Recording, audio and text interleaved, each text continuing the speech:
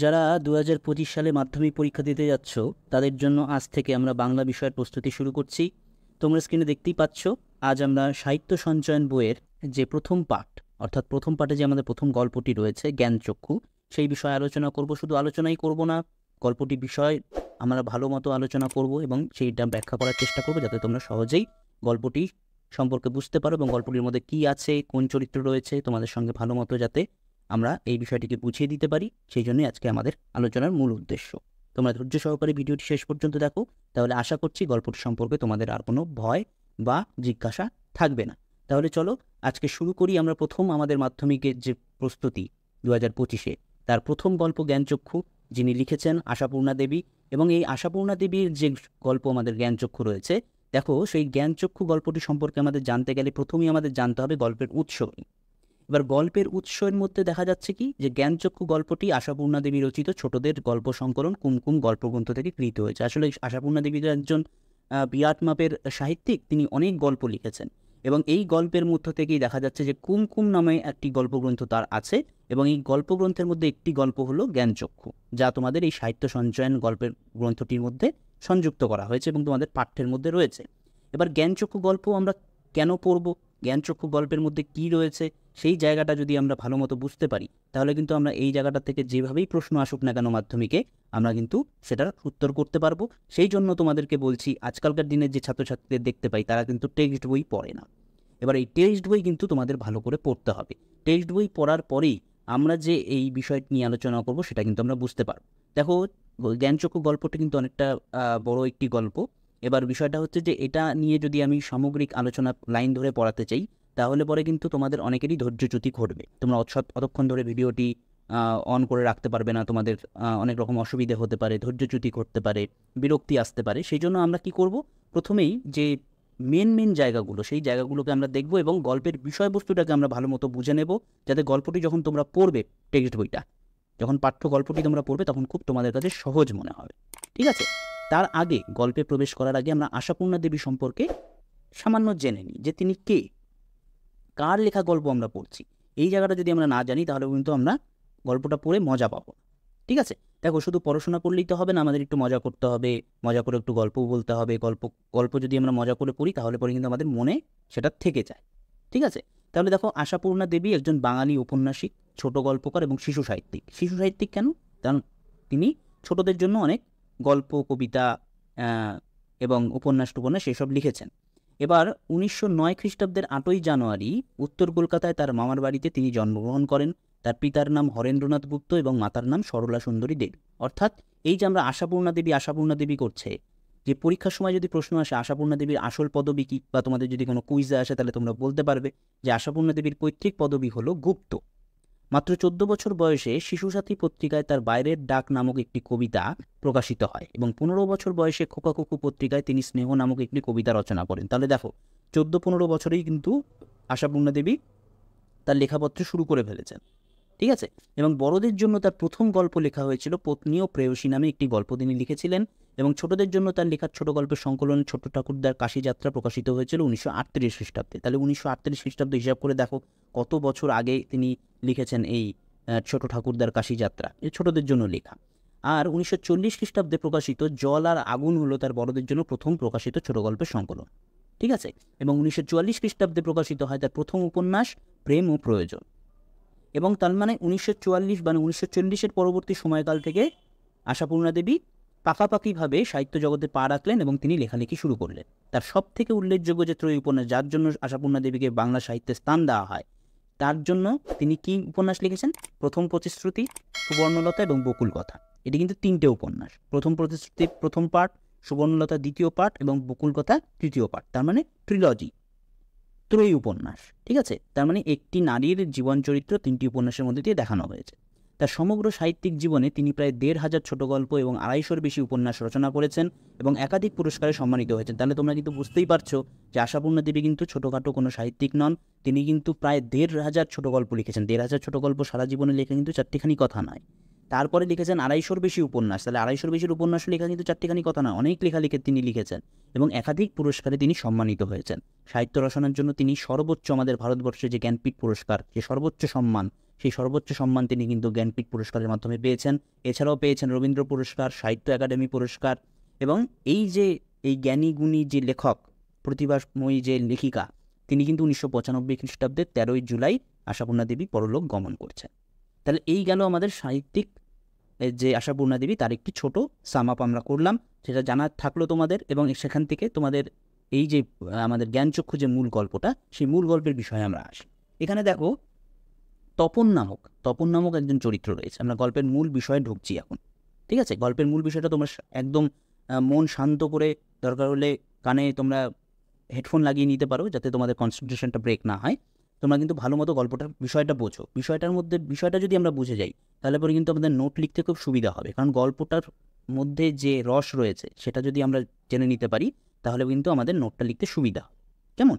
তাহলে দেখো এখানে কি বলছে, যে গল্পের কেন্দ্রীয় চরিত্র তপন একজন সাদাসিধে বালক লেখক সম্পর্কে তার ধারণা ছিল অদ্ভুত। ঠিক আছে? তার মানে কি, একজন তপন নামক একজন চরিত্র, তোমাদের মতোই, তোমাদের বয়স একজন চরিত্র রয়েছে। তার মতে কি, যে লেখক হলো একজন অসাধারণ মানুষ, সে হয়তো অন্য গ্রহের মানুষ। সে ভাবতেই পারে না যে কোনো লেখক এই যে আমাদের এই ধরাতলে অর্থাৎ পৃথিবীতে বসবাস করতে পারে। ঠিক আছে? কিন্তু যখন তার ছোটো মাসির বিয়ে হয় একজন লেখক কলেজের অধ্যাপক এবং লেখকের সঙ্গে, তখন তপনের কি হয়, ভুল ধারণাটা ভাঙে। কারণ সে নিজের চোখে তার মেসোমশাইকে দেখছে, অর্থাৎ মেসোমশাই একজন লেখক এবং অধ্যাপক, এবং তার ধারণা সম্পূর্ণ বদলে যায়। সে অনুভব করে লেখক বা কবিরা তার মতোই সাধারণ মানুষ, তাদের চলাফেরা, খাওয়া দাওয়া, স্নান, ঘুমানো সবই সাধারণ মানুষের মতোই। আর তখনই তপনের মনে হয় সেও তাহলে একজন কোনোদিন লেখক হতে পারে। সেই ভাবনাই দিন রাত তার মাথার মধ্যে চলতে থাকে, যে লেখক যদি সাধারণ কোনো মানুষ হয়ে থাকে, তাহলে পরে আমিও তো একদিন লেখক হতে পারি। একদিন দুপুরবেলা খাতা কলম নিয়ে মামার বাড়ির 3 তলার ছাদে বসে তপন তার কাঁচা হাতে লিখে ফেললো একটি সম্পূর্ণ গল্প। একটা গল্প সে লিখে ফেললো। কেন লিখলো? সেই যে তার উৎসাহ, সেই উৎসাহটা সে কোথা থেকে পেল? তার ছোটো মেসোমশাইয়ের কাছ থেকে। কারণ ছোটো মেসোমশাই একজন লেখক। এবার ছোটো মেসোমশাইয়ের সঙ্গে দেখা হওয়ার আগে তপনের কি ধারণা ছিল, যে লেখক মানেই অন্য গ্রহের লেখক, সে হয়তো কোনো রকম আমাদের সাধারণ মানুষের মতো নয়। এই ধারণাটা তার ভেঙে গেল ছোটো মেসোমশাইকে যখন তিনি দেখলেন, তপন যখন দেখলো। ঠিক আছে? এইবার গল্পের বিষয় ছিল কি, সে যে এই 3 তলার ছাদে, মামাবাড়ির 3 তলার ছাদে যে এই সম্পূর্ণ গল্পটা লিখলো, এই সম্পূর্ণ গল্পের বিষয়টা কী ছিল? সম্পূর্ণ গল্পের বিষয় ছিল যে সেই যে স্কুলে প্রথম দিন গিয়েছিল, সেই স্কুলের অভিজ্ঞতাটা কী ছিল। তাহলে পরীক্ষার সময় কিন্তু তোমাদের এমসিকিউতে প্রশ্ন হতে পারে যে তপনের গল্পের বিষয় কী ছিল। তাহলে তোমাদের কিন্তু জেনে দিতে হবে যে স্কুলের প্রথম দিনের অভিজ্ঞতা নিয়ে তপন এই গল্পটি লিখেছিল। এবার এই গল্পটি লেখার পর কি করছে, সে ছোটো মাসির সঙ্গে, তপনের যেহেতু খুব ভাব, সেহেতু লেখাটি প্রথমেই সে তার ছোটো মাসিকে দেখায়, এবং ছোটো মাসি সেই লেখাটি নিয়ে তার মেসোমশাইকে দেয়, এবং মেসোমশাইকে দিয়ে এই আবেদন জানায় যে তপনের গল্পটি কোনো পত্রিকায় ছেপে দিতে। তখন মেসোমশাইও তপনকে উৎসাহ দিয়ে বলে, অবশ্যই একটু কারেকশন করে দিলেই, কারণ তোমার যেহেতু কাঁচা হাতের লেখা, সেই জন্য একটু কারেকশন করতে হবে, এত কোথাও বানান ভুল রয়েছে, কোথাও একটু হয়তো শিল্পের একটু কারুকার্য করতে হবে, সেখানে একটু কারুকার্য করতে হবে, এই জন্য একটু কারেকশন করে দিলে গল্পটি ছাপা যাবে বলে এই সন্ধ্যাতারা পত্রিকার সম্পাদককে বলে গল্পটি তিনি ছাপিয়ে দেবেন বলে তিনি তার ছোটো মাসিকে জানিয়ে দিলেন। এবার তপনও অনেক উৎসাহ নিয়ে এই কবে সন্ধ্যাতারা মাসিক পত্রিকাটি বেরোবে, সেখানে তপনের গল্প থাকবে, এটা নিয়ে খুব এক্সাইটমেন্ট থাকলো তপনের মনে। অনেক দিন ধরে সে অপেক্ষা করছে কবে তার গল্প ছাপা হবে। যথারীতি একদিন মেসোমশাই কী করলো, মেসোমশাই এবং ছোটো মাসি সন্ধ্যাতারা পত্রিকা নিয়ে তপনদের বাড়িতে হাজির হলো। এবং সেখানে তো তপনের আর উৎসাহের বাঁধ ভাঙে না, তার তো প্রচণ্ড উৎসাহ মনে, খুব আনন্দ যে তার গল্প ছাপা হয়েছে। এবং সেই ছাপা গল্পটা বাড়িতেও সবার হইচই পড়ে যায় যে সন্ধ্যাতারা পত্রিকায় তপনের একটি গল্প ছাপা হয়েছে। এবং এই দেখে তপনের আনন্দে সে আর কিছু বলতে পারছে না, সে স্পিচলেস হয়ে গেছে। তখন দেখা যাচ্ছে যে যখন সূচিপত্রে তার নাম দেখছে, যে তপনের কি নাম দেখছে সূচিপত্রে, যে প্রথম দিন গল্প, এই দেখো এখানে প্রথম দিন গল্পের শ্রী তপন কুমার রায়। ঠিক আছে?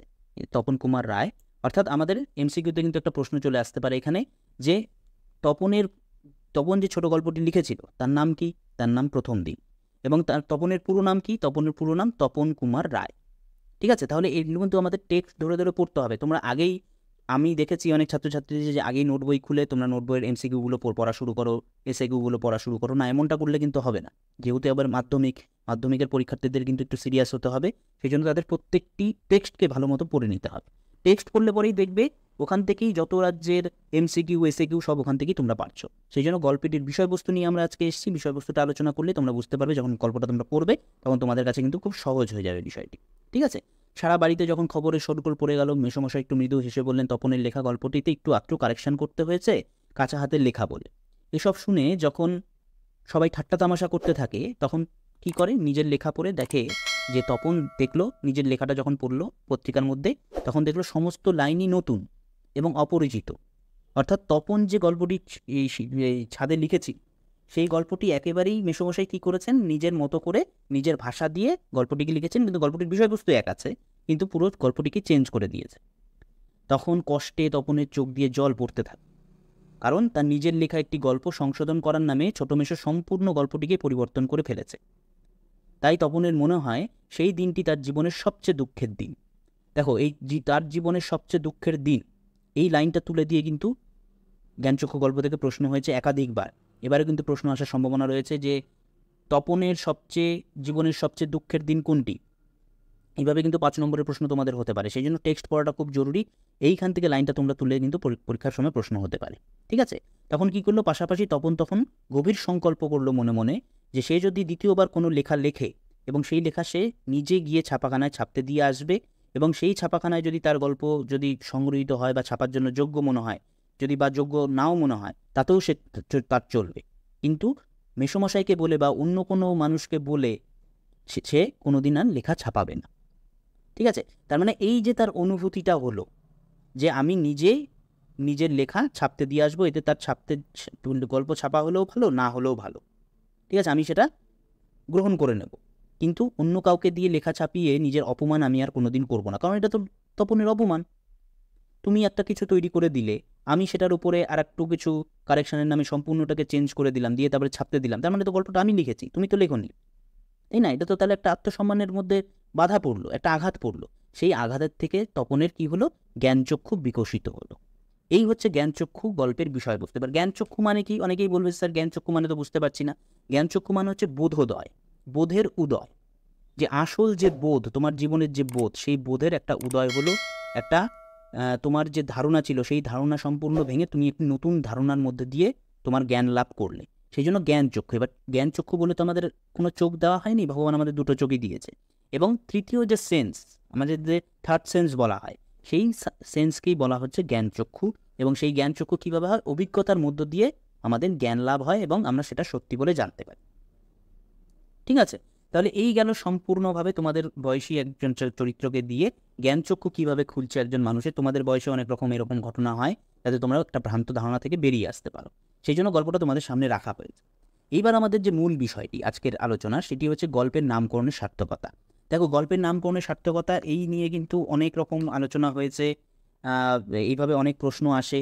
সেই প্রশ্নগুলো কিন্তু তোমাদের দেখতে হবে এবং এগুলো কিন্তু নোটের আকারে পড়ে রাখতে হবে। আমি তোমাদের জন্য এখানে একটা নোটের মতো রেখেছি, তোমরা স্ক্রিন থেকে অবশ্যই স্ক্রিনটা পজ করে তোমরা কিন্তু খাতায় সুন্দর করে এই নোটটাকে লিখে নেবে। ঠিক আছে, আমি একবার তোমাদের সুবিধার্থে এই নোটটাকে একবার তোমাদের জন্য পড়ে দিচ্ছি। দেখো, সাহিত্যের ক্ষেত্রে একটা নোট লেখার ক্ষেত্রে কী করতে হবে, প্রথমে একটা ভূমিকার মতো রাখতে হবে। তারপরে সেই ভূমিকার পরে প্রশ্নের কি বিষয়বস্তু, অর্থাৎ প্রশ্ন কি দিয়েছে তোমাকে, যে জ্ঞানচক্ষু গল্পের নামকরণের সার্থকতা বিচার করো। এবার নামকরণটা কীভাবে সার্থক হচ্ছে তার বিষয়টাকে আমাদের দেখে নিতে হবে, যে কেন তপনের জ্ঞানচক্ষুটা খুললো কখন, সেই বিষয়টাকে আলোকপাত করতে হবে মিডলে। তারপরে একটা উপসংহার হিসেবে একটা ছোটো লাইন থাকবে। এইভাবে 3টে পার্টে কিন্তু আমাদের নোটগুলো লিখতে হবে। ঠিক আছে, তোমরা দেখে নাও নোটের ধরনটা, তাহলে তোমরা বুঝতে পারবে যে কিভাবে এই নোটটা লিখতে হচ্ছে। দেখো, আমি একটু পড়ে দিচ্ছি। দেখো, প্রথমেই ভূমিকা হিসেবে আমরা লিখব, সাহিত্যের ক্ষেত্রে নামকরণ একটি গুরুত্বপূর্ণ বিষয়, কারণ এই নামকরণের মধ্য দিয়ে পাঠক তার বিষয়ে প্রবেশের অধিকার পায়। তাছাড়া নামকরণের মধ্য দিয়েই প্রাথমিকভাবে গল্পের বিষয়বস্তুর একটি আভাস পাওয়া যায়। সাহিত্যশিল্পের নামকরণের গুরুত্ব অপরিসীম। আলোচ্য জ্ঞানচক্ষু গল্পের নামকরণটি যথাযথ হয়েছে কিনা তা যুক্তি সহকারে বিশ্লেষণ করা যেতে পারে। দেখো, কিছু কিছু শব্দ তোমাদের মনে হতে পারে যে স্যার এই শব্দগুলো একটু ভারী, আর একটু সহজ করলে ভালো হতো। দেখো, যেহেতু আমরা বাংলা সাহিত্যের প্রশ্ন লিখব, এবার বাংলা সাহিত্যের প্রশ্ন লিখতে গেলে একটু ভারী ভারী শব্দ আমাদের প্রয়োগ করতে হয়, না হলে পরে নোটের মানটা ঠিক থাকে না, এবং প্রশ্নের নম্বরও কিন্তু আমরা এখানে 5-এ 5 পেতে পারি।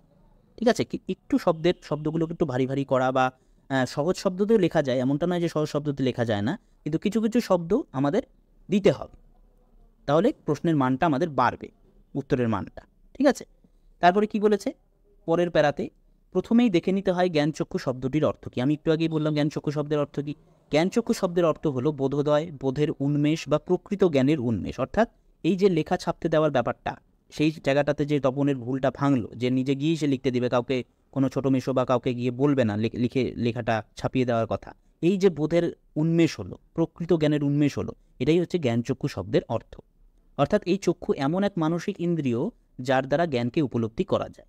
গল্পের মধ্য দিয়ে আমরা জানতে পেরেছি তপন নামক কিশোর চরিত্রটি একজন প্রকৃত লেখক হতে চেয়েছে। তার কাছে লেখক মাত্রই এক অন্য গ্রহের জীব, কিন্তু ছোট মাসির বিয়ে হয়েছে এমন একজনের সঙ্গে যিনি কলেজের অধ্যাপক এবং অন্যদিকে একজন সুপরিচিত লেখক। ফলে ছোট মেশোকে দেখে তার ভ্রান্ত ধারণা ভেঙে যায় এবং সেও বিশ্বাস করে যে লেখক কোনো অসাধারণ বা অন্য গ্রহের জীব নয়, তারাও সাধারণ মানুষের মতোই চলাফেরা করে।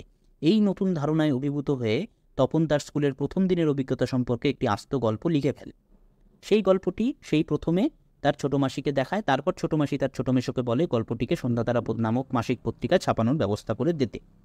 ছোট মেশো সেই গল্পটিকে সংশোধন করার নামে সম্পূর্ণ গল্পটিকে নিজের মতো করে লেখেন এবং সন্ধ্যাতারা পত্রিকায় ছাপিয়ে দেন। তপন তখন অপেক্ষা করতে থাকে কবে তার গল্পটি পত্রিকায় ছাপা হবে, এবং তপনের পত্রিকার অবসান ঘটিয়ে একদিন তার ছোট মাসি ও মেশো সন্ধ্যাতারা পত্রিকা নিয়ে তাদের বাড়িতে উপস্থিত হন। অথচ তপন নতুন করে আবিষ্কার করে যে এই সাফল্যের জন্য তার বুকে যে স্ফূর্তির তরঙ্গ ওঠার কথা ছিল তা যেন কেমন স্তব্ধ হয়ে গেছে, কারণ গল্পটি পড়ে সে বুঝতে পেরেছে যে এই গল্পটি তার লেখা সেই গল্পটি নয়। লজ্জায়, অপমানে, দুঃখে তপন যেন মাটিতে মিশে যেতে চায়। এই ঘটনার পর তপন মনে মনে সংকল্প করে যে সে যদি কোনোদিন লেখা ছাপতে দেয় তবে সে নিজে গিয়ে ছাপাখানায় তা দিয়ে আসবে। শেষে যে আমরা উপসংহার রেখেছি সেখানে কি বলেছে, যে তপনের এই সংকল্পই প্রমাণ করে যে দেরিতে হলেও তার বোধের উন্মেষ ঘটেছে, যা তার নিজের নয় তা নিয়ে সে নাম পেতে চায় না, বরং নিজের লেখা যদি পত্রিকার দপ্তর থেকে বাতিলও হয়ে যায় তাহলেও সে খুশি। আর এই অনুভবই প্রমাণ করে যে তার জ্ঞানচক্ষু খুলে গিয়েছে সমস্ত আবেগের সামনে বা অবসানে।